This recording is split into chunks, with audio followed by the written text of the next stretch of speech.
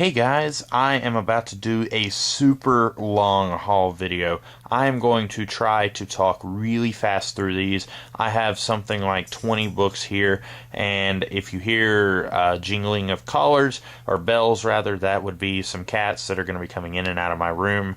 One cat is in my room, so I can't close the door to keep her out and keep the noise level down, so you're going to be hearing some noises probably, and I'm probably not going to edit the video to keep the noises out. Anyway, as you see this video, it is Monday for you. It is currently Saturday evening for me, almost Sunday. It's not quite midnight, but it's going to probably be very close to that by the time I'm done with this video. Anyway, last Friday for myself, my dad and I went shopping out of town. I got 11 graphic novels. You are looking at that pile right now. And then 1 week later, my family and we go to visit my sister who lives almost a state away, about 4 hours away, and I got some more graphic novels. So I knew when I got this first batch that I was going to be going to visit her about a week later, and I would probably be buying other books. So I wanted to wait on doing a haul video until I had everything here so I could do one giant video. I'm going to try to talk really fast through these, like I said. This first one, SpiderMan Fairy Tales, written by, I believe, C.B. Cebulski.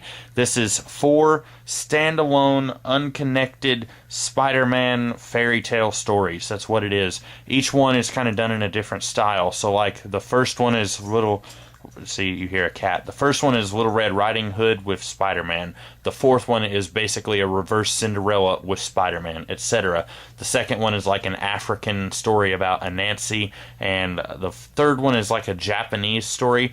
Very interesting stuff. I would say if you want to get your child into comic books, I would say this is something you should consider because it is very child-friendly, but it isn't talking down to kids. There's no swear words or anything like that. Nothing too incredibly scary. I would definitely recommend this if I had a children. It's late, guys. If I had a child, that child would be reading this. It's definitely child-friendly. And you may be thinking, well, you're not really a Spider-Man fan. No, I'm not. I don't read a lot of mainstream Spider-Man, but I'm very willing to read something that's kind of outside of the box like this. And that segues into Spider-Man Legend of the Spider-Clan. I think now I have 3/5 of the Marvel Mangaverse books. That's what we've got going on here. I don't know how connected this is to the other books. I know there was another Spider-Man one where I think Mary Jane is training to be Spider-Girl. I don't have that one. I didn't especially like Volume 1, and I think Volume 4 was strictly an X-Men story, and I thought it was better than Volume 1, but it still wasn't fantastic. So I'm really just getting this hoping that it's better than those, but since they're all, like Volume 4 was not connected to Volume 1, it did not even have the same group of X-Men at all, so this may be its own universe. Each Marvel Mangaverse book may be a completely unrelated thing from what came before, and if that's the case, then there's a possibility that this could be really good. I don't know. I haven't read it yet. I will get to it soonish. The Kingdom. Against my better judgment, guys. Sorry, I'm trying to find a good place to lay these books as I talk about them. Okay, here we go. Against my better judgment, I got this. I've read Kingdom Come. I probably read it about 10 years ago, and I love it. It's a book that when I read it now, I still find new things in it. It's also the only book where I could literally sit and stare at the artwork for hours and find new things to love about that book. I have heard that The Kingdom is not very good. This is a sequel. I believe it involves Mark Waid and does not involve Alex Ross. Now, I read a long time ago about what Alex Ross wanted to do in a sequel for Kingdom Come, so it's not that Alex Ross was against the idea, it's just that for whatever reason he wasn't involved. It could be that this is still some serviceable comic books and that it's just not as good as Kingdom Come. I don't know. I've heard someone compare this to... I'm going to put this a little bit in the center. There we go. I've heard someone compare this to The Dark Knight Strikes Again and how that's, in the opinion of many people and myself, not nearly as good as The Dark Knight Returns. I don't know if that's an apt comparison or not. We will just have to wait and see. I feel like what's probably gone on here is that it's not a bad story, it's just not as good as Kingdom Come. I'll maybe let you guys know when I read it. This is something I know very little about. Uncle Sam and the Freedom Fighters, these guys, Palmiotti and Gray, they did the Jonah Hex series, and for all I know, they may still be doing Jonah Hex. I don't know. And I really liked these characters visually, aesthetically. I think they're very cool. These are the guys, most of these guys are from Earth X, from the pre-Crisis on Infinite Earths. There, I hope you can see that better. So, like, Doll Man, Phantom Lady, Uncle Sam, those guys are from the world where World War II was never won. And so even in the 1970s, World War II was still being fought. And I don't feel like DC ever really knew what to do with those characters after Crisis on Infinite Earths. And I know around Infinite Crisis, there was a miniseries called Battle for Bloodhaven that kind of reintroduced some of these guys, and if I am not mistaken, this is sort of a sequel to that. I'm looking forward to reading this. I hated Battle for Bloodhaven. It was really awful, but I'm wanting to read this because I like these characters. I think that they have potential. I think that there's potential to see some really exciting stories with these characters. It's just that I don't know if this is that story that I'm waiting for. Maybe. I think these guys are competent creators, so hopefully I will see something really fun here. So that's another one that maybe I'll let you know what I think later. Recently, after seeing that 2-minute video by Bruce Timm that kind of captures the history of Superman over the span of however many years, like 80 years, I was back in a Superman mood. As I said, around the time when Man of Steel came out in theaters, I was in a huge Superman mood after seeing that, and now I am once again. And I still have some Superman books that I haven't read. I'm getting there. Trust me, I am. But I got a few more Superman books here. This one from around the time of Infinite Crisis. I don't think I've read Infinite Crisis. In fact, I'm certain that I have not. But I do know what it was about. And I do remember around that time several other books kind of tying into Infinite Crisis. And this is one of them. I don't seem to recall the tie-ins being all that special. But that looks like Alex Ross's art. Actually, it's not. It's someone else. I don't know who is doing that. I don't recognize that signature.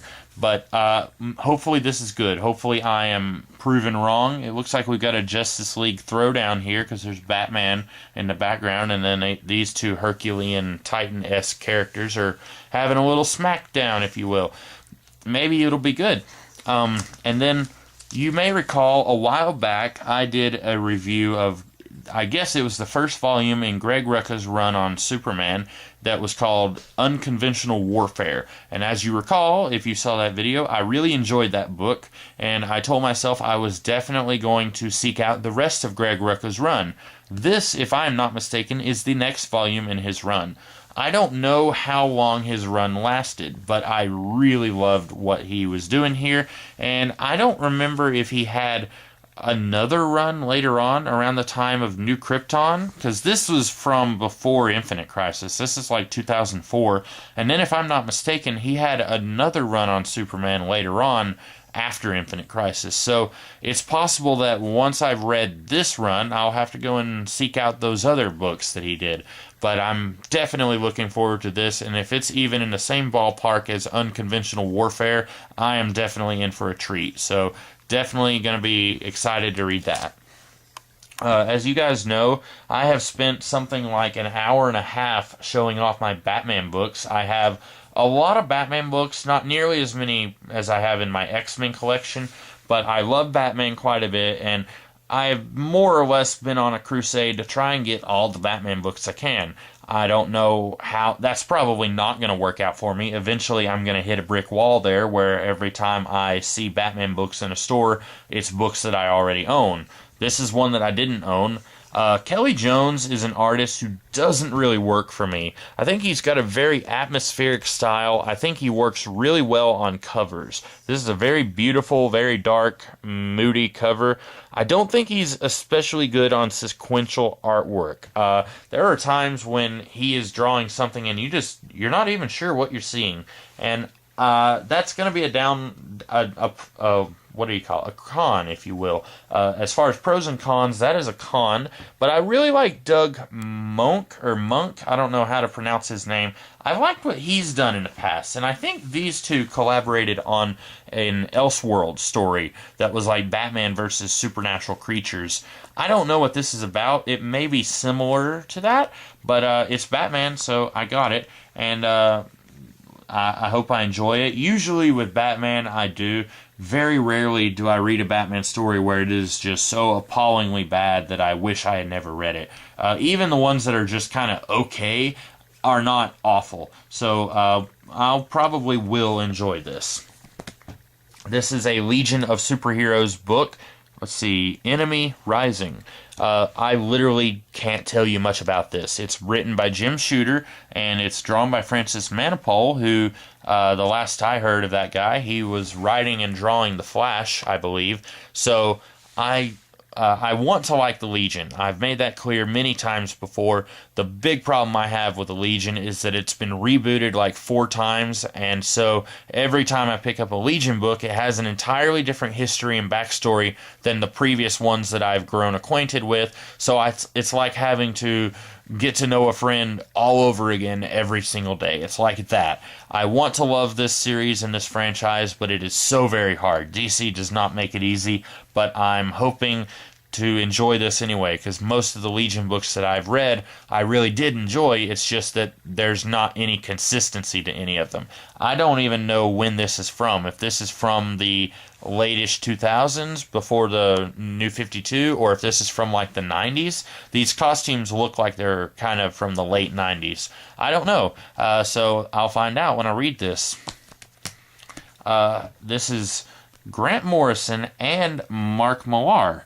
Was your mind just blown? Those two worked on stuff back in the 1990s. Nowadays, you may or may not be aware of this, Grant Morrison kind of hates Mark Millar. And as far as I know, Millar doesn't really bear Morrison any ill will, but it seemingly all started when Grant Morrison did a fill-in issue in The Authority when Millar was working on The Authority, and then I guess Morrison didn't get credit. I guess that's where it all began, but Morrison has not had very nice things to say about Millar over the last decade, so it's kind of bittersweet to see some of their co-working together from the 90s. They also worked together on Skrull Kill Crew at Marvel.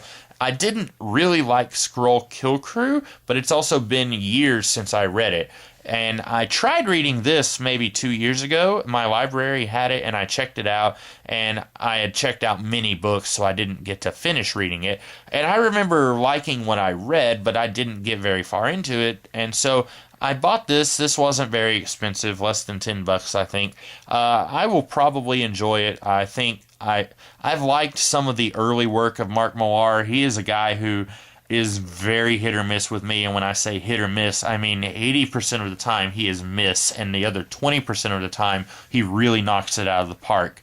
This is before he became Mark Millar, so I feel like now, around this time period, I would probably enjoy his work a lot more.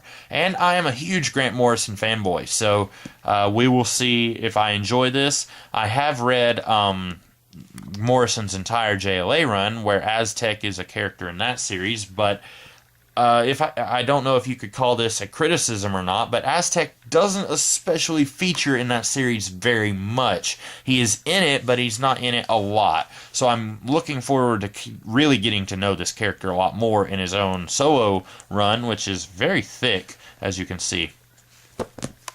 And this is an extremely short Wolverine graphic novel, probably like 80 pages. I guess that's Sabretooth, but it looks like the Joker, and we see that Wolverine has a gun. I don't even know what's going on there. This is called Logan, Shadow Society. I don't know anything else about it. This artist looks familiar to me. I feel like I have seen this artist before, and I'm not going to try it. Well, you know what? Let's just do it. I don't know this artist. Octavio Cariello and Tom Cocker, Keith Aiken. I don't know any of those artists, but this kind of looks like typical 90s art, not in a bad way, just it looks like it's from the 90s, and I've seen art similar to this from the 90s. I've already spoken much more about this book than I thought I would because, as I've said before, I'm an X-Men completist. I've tried my best to get as many X-Men books as I can, and that is a never-ending battle. But this is a very short Wolverine book that probably even the creators don't remember doing. So I'll read this. It'll probably take me like 30 minutes, and then I'll put it on my shelf and probably forget about it. Okay.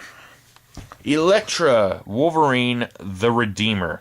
This is by Greg Rucka. I've already spoken about him in this video, and I am not familiar with this artist, but I don't think the artist is American. I think, if anything, this artist is like a painter and not a, like, I don't want to say manga because this doesn't look like any manga I've ever seen. This guy, Yoshitaka Amano, looks like he does full-blown paintings that you would see in like a museum or something. Very, very stunning work. This is a text story. It's, in a way, it's like a picture book. There's a giant picture, and there's a page of text. This is like a children's book that's not aimed at children.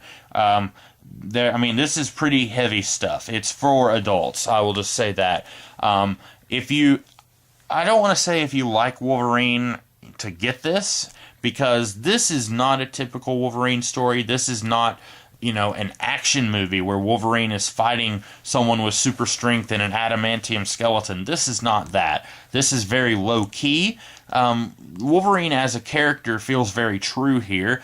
I know next to nothing about Elektra. I know very little about her. She's probably one of the comic book characters I know the least about, so I can't really speak to whether she feels, air quotes, true here, but it's a solid story. I found myself really enjoying it, and I'm glad I got it. When I first bought this, I was looking through it and I thought, oh no, that's going to take me forever. I'm going to keep looking at that and I'm going to keep procrastinating and I'm never going to finish it. Well then, a 4-hour road trip will make you do strange things. And I read it almost in the span of a day, and I wound up really liking it. So I will be putting that on my shelf after I'm done filming this video.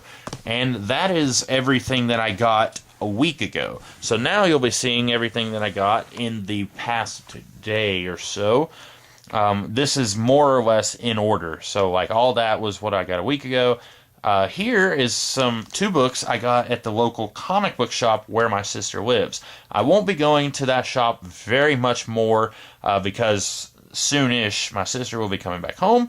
So I won't be able to go there very often, but I saw, actually, a friend of mine had told me online that the Defenders, Essential Defenders Volume 1 is going for like 30 to 40 bucks used on Amazon. And I know you guys may be upset that I use Amazon. I do, because when I can, I like to save myself money, even if it means I may not be supporting the retailers. But this was $16 at the comic book shop where my sister lives, so I snagged that. I am a gigantic Doctor Strange fan. You guys may have known that already. And I'm a pretty decent Hulk fan, so I'm very curious to see the non-team, if you will, because none of these guys are exactly what you would call team players, so I'm very much looking forward to seeing how this plays out. And another book... Oh, just a second. My cat is meowing. I don't know if she's going to hop up here or not. Maybe. Hey, kitty. I won't show her to you. She's shy. Okay, she just ran away. Superman Redemption. This I got for 13 bucks, so it's not... I didn't spend a lot there. I'm kind of a cheapo. Sorry, guys. But this is from Kurt Busiek's run. I don't want to say he did a run. I think he had scattered issues in Superman and Action Comics both around the same time. So he has, I think there's like 4 or 5 trades collecting just about everything he did on both of those titles. I don't know where this falls in that area, because some of these Superman books that collect his run, it's like 2 issues of Action Comics and then 3 issues of Superman. So it's kind of hard to place where it sets during his run. But I'm looking forward to reading this because I really like Kurt Busiek's work. I also am in a Superman mood, so that's going to be awesome. And those 2 things, I don't really know what's going on here. I'll find out. I guess Superman is an angel. We will see. This book, really excited to get this. This is Alpha Flight Classic Volume 3. If you saw my X-Men collection video a year ago that I posted last October, you know that A, I'm a huge X-Men fan, and B, I had the first, I want to say the first 2 Alpha Flight Classics. If I didn't, I definitely had the first one. But now I have the first 2, and now the third one. And this one is going for like $30 online and cover price. It's, I think, $25 cover price. I got this and the next 3 at a Books A Million discounted. This was, I think, $7.50. Very, very great deal. And this finishes off John Byrne's run on Alpha Flight. Now, I have said some not so pleasant words about John Byrne in the past because he's, let's face it, not the best human being in the world. But he's a fantastic artist and he's a decent storyteller. And I really do cherish his Alpha Flight run. I cannot wait to read this.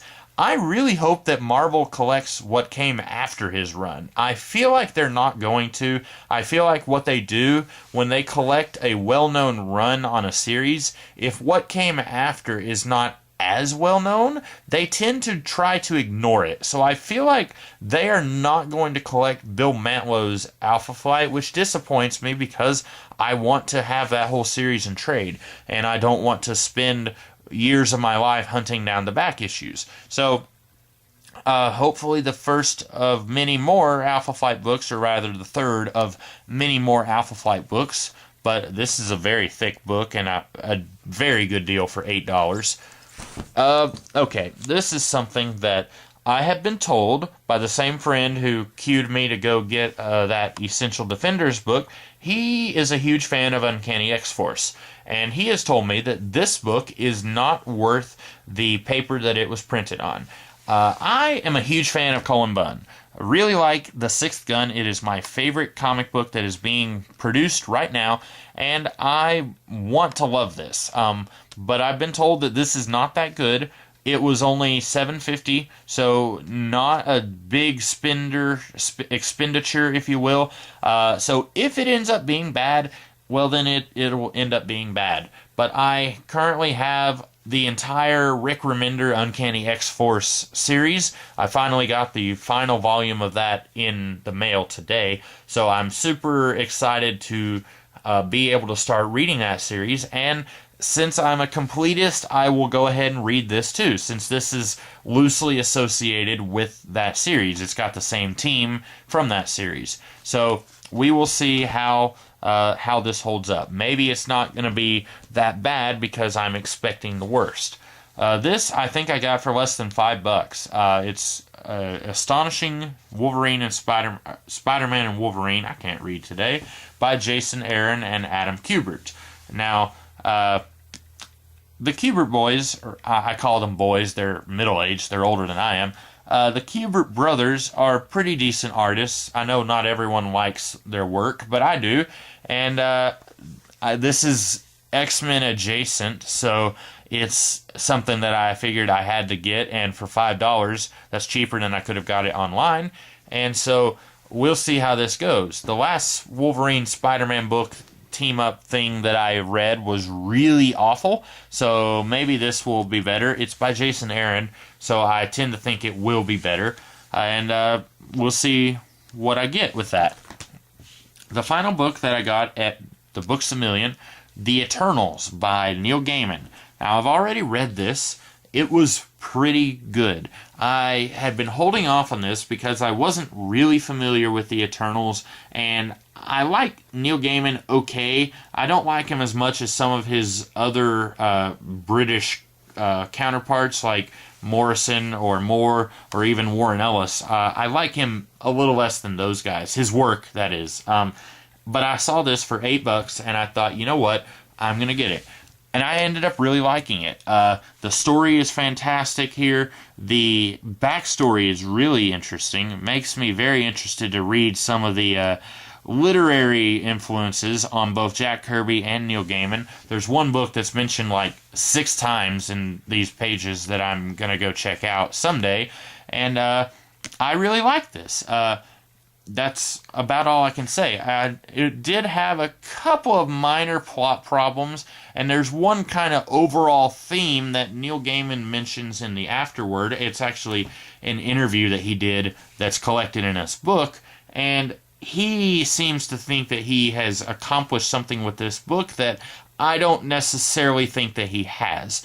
But it's still a very enjoyable story. If you're looking for something that's Marvel Universe adjacent but is not smack dab in the middle of it, I would say get this.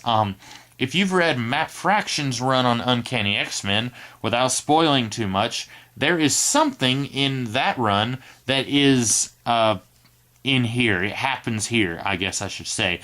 I had no idea that this had an impact on the Marvel Universe, I guess I should say. I really enjoyed this. I liked it. I hope you guys do too.